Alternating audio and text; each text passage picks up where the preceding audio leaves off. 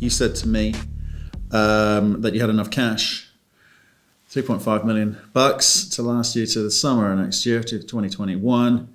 You've just gone and taken $10 million. Why? Well, when someone like Warren comes along and offers you $10 million, you've really got to sit up and take notice of that. Of course, he's a strategic long-term investor. He's backed by, his network of investors, but crucially 3 Aussie billionaires, Andrew Forrest, Gina Reinhart and Jack Cowan. And those guys, of course, have great firepower to support the development of a project and further investment along the path.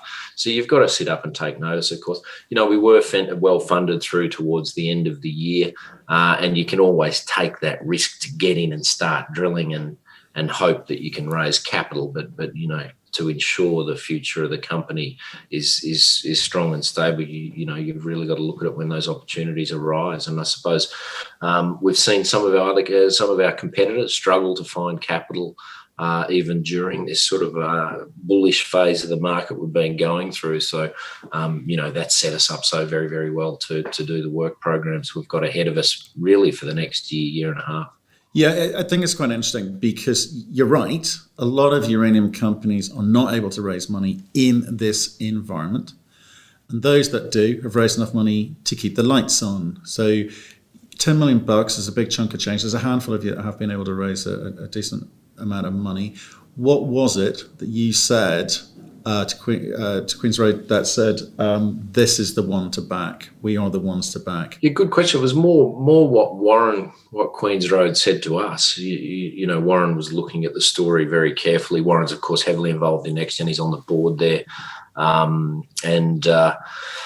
I think earlier in the year we put out some great drill results. In fact, one of those holes that we put out from our winter program is in the top 3 or 4 drill holes in any commodity drilled anywhere in the world in the last 24 months. So Warren was watching the story very closely and approached me to see if we would be interested in an investment from him. So,